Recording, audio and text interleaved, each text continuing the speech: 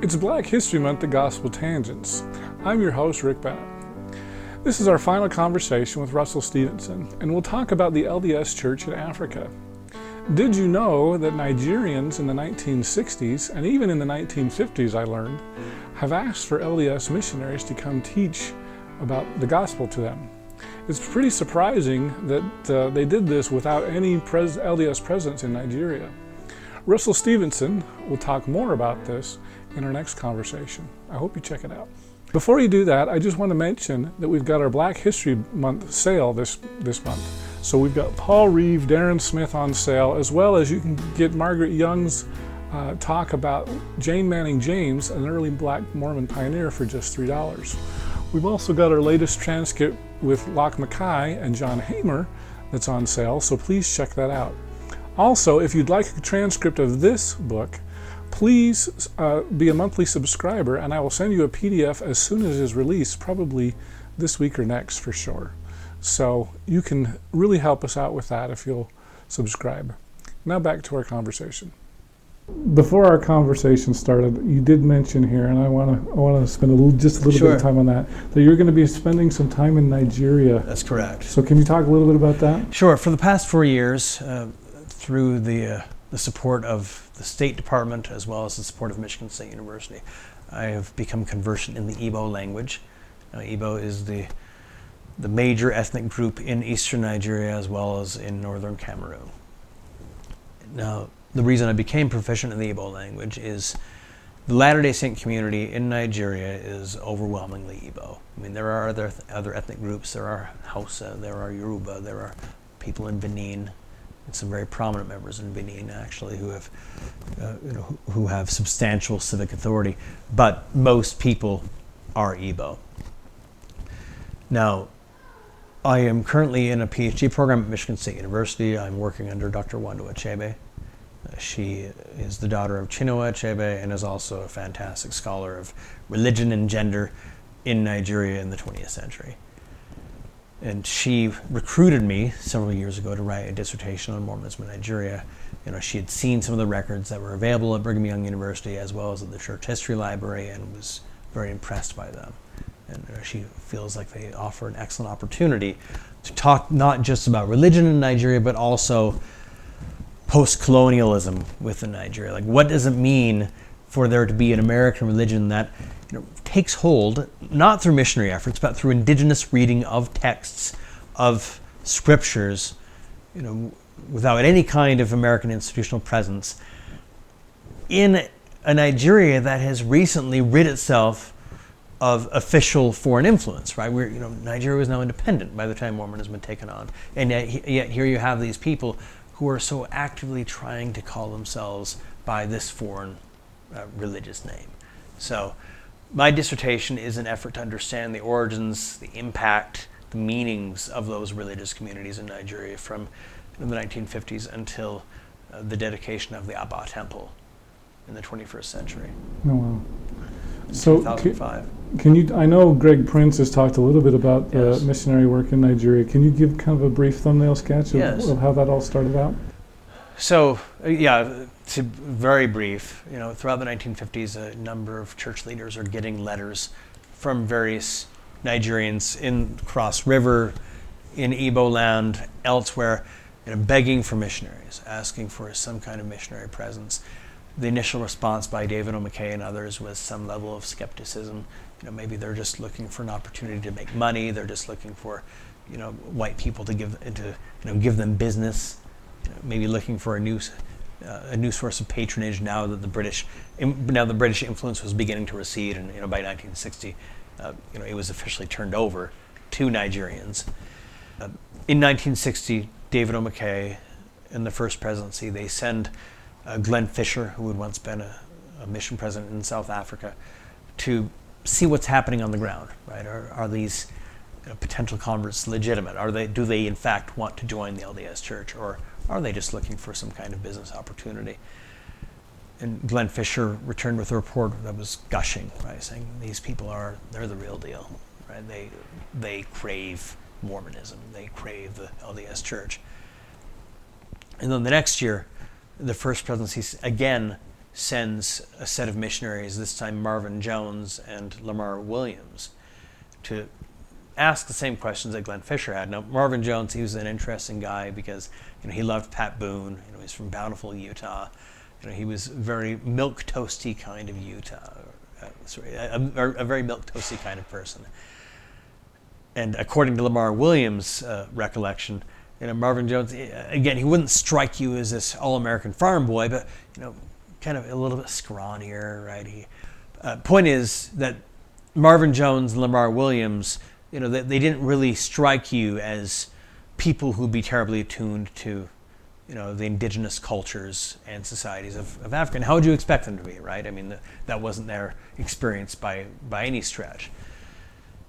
So they go there and they come away with the same conclusion that Glenn Fisher had come away with, that these people are the real deal, they're legitimate, they in fact crave Mormonism. In fact, Lamar Williams went further. He said, ultimately, we cannot keep the priesthood from these people. Essentially, it's only a matter of time. What year is this? This is in 1961. 61. Yeah. So that's pretty prophetic. Yes, yeah. And I mean, I should note too, this isn't the very first time that you have Nigerians, like kind of communicating this kind of thing to missionaries. And we have evidence all the way back in 1950 of a Nigerian reverend approaching missionaries in New York City, asking for a missionary presence. So, I mean, this is all throughout the post-war period. I'm only talking about the period in which the activity is most sustained. Wow, that's interesting. So, what happened in about 1961 or so? So, in 1961, the missionaries, they come back again. The same report. Lamar Williams, like, listen, these people are the real deal. We cannot, keep the church or ultimately the priesthood from them. So, over the course of the next year or so, the First Presidency begins to plan an actual mission to Nigeria. Missionaries were called. They were set apart. They were waiting in upstate New York to go to Nigeria on visas, right? But it's around the same time that there is a man by the name of Ambrose Chukwu. He was an exchange student in California, Igbo, Nigerian, and he becomes aware of John Stewart's book, Mormonism and the Negro. And in this book, it basically echoes all of the same sorts of racist theories that have been used to explain why peoples of African descent should not or need not hold the priesthood. They're descended from Cain, they're descended from Ham, they're cursed, in premortal life, they were less than worthy. All of the standard explanations that Latter-day Saints told themselves. It was not a radical document. It fit within the mainstream. And it made its way into the hands of Ambrose Chukwu. He's outraged. He writes a letter to the Nigerian government. He's very aware of increased attempts by Mormons to send missionaries there. They said that we can't let these madmen, he used that word, madmen, enter our country with their racist theology. So the Nigerian government decided to deny all Mormon missionaries visas from that time onward. In 1964, Lamar Williams went back and he tried to kind of mend fences, but it wasn't long after that the Nigeria-Biafra War broke out. And before that time, Lamar Williams was recalled back to Salt Lake. He didn't fully understand why, but it became clear that the tensions were running hot enough that it was not a good place for Americans to be at that time. And plus, after the war broke out, many of them weren't allowed in anyway. Many of them were not allowed in anyway. Oh, wow. So that kind of shut down missionary work. Yeah. 1964, you said, because of this, basically a civil war. Is that right? Well, that was before the Civil War didn't break out until about 1967. Oh, okay. But there were rumblings. There were rumblings, right? I mean, the tensions were clear. I mean, oil had been discovered in eastern Nigeria, and the Nigerian federal government, they wanted to keep it for themselves. I mean, I'm giving this is very much a thumbnail explanation, but that is a conventional response, is that this was ultimately a fight over oil. So, the Latter-day Saints, they pulled out by 1964 because, I mean, Lamar Williams didn't fully understand it, but clearly somebody did and thought it would be wise for the church not to be there at that time. Okay. All right, and then following the 78 revelation, is that when missionary work came back? Fall 1978, that's when you have the West African Mission established. That is Ghana and Nigeria inclusive. Okay. And then hasn't missionary work just exploded since then? it has been extensive, and in fact, there was a time period where they were baptizing so many people that the mission president in the West African Mission told them to stop. Wow. He actually put on a baptism ban because it was one of those things missionaries could just walk out in the middle of the street. They could, at the very least, teach 10 people with absolutely no effort whatsoever. Wow, that's crazy. So as I understand it, even back in the 60s, there were actual congregations in Nigeria. Is that right, or was that in Ghana? There were congregations in Ghana as well. I'm focusing on Nigeria. Okay. That tried to call themselves the Church of Jesus Christ of Latter-day Saints. In fact, I've written an article on those Mormon congregations in Ghana for the Journal of Mormon History. It was back in 2015. Oh, okay. I haven't seen that. I'll have to check that out. Yeah. So I'll see if I can provide a link with that. All right. So. Great. Well, great. Well, it sounds interesting. Are there any other projects you're working on? You know, there are several other projects that I'm working on. Right now, I really want to get my arms around how race has played within the Latter-day Saint community locally on a global basis. Right. One of my working hypotheses is that race within Mormonism is local, as much as it is global, and certainly as much as it is theological. Right. It has to do with interpersonal interactions, and it's informed by your relationships with other people as much as it is these larger structures. So I am currently in the process of compiling a volume that is dedicated to these local dynamics. Wow. So yes, lots of exciting things in store for the study of race and Mormonism. There's some great writing coming out from Jared Hickman. Max Mueller obviously has had some wonderful things to say. Paul Reeve has really blown the discussion wide open with his whiteness thesis. So lots of avenues, lots of opportunities, lots of potentialities. All right. I was talking with somebody, and he's like, "Hasn't everything already been said?" No, absolutely not. The only reason we would say everything has been said is because we are looking at the question through a blinkered vision. Well, great. Thanks, Russell, for spending some time here, and appreciate you talking here on Gospel Tangents. My pleasure to be here. Thanks a lot.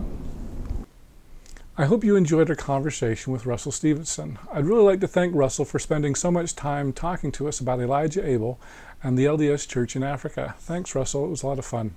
In our next episode, we'll continue to focus on Black History Month with Dr. Newell Bringhurst. He's written several books on Mormon Black history, and we'll talk more about how polygamists feel about the 1978 revelation from Spencer W. Kimball.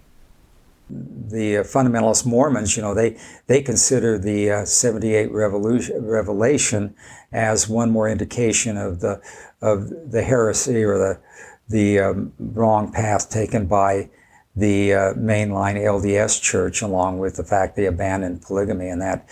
Thank you so much for listening. Make sure that you like our page on facebook.com/gospeltangents. You can subscribe at youtube.com/gospeltangents. We're also on Twitter @gospeltangents, as well as make sure that you subscribe on iTunes so you don't miss any of our episodes. Thanks again for listening. Click here to subscribe, here for a transcript, and over here you'll see some more of our videos. Thanks again.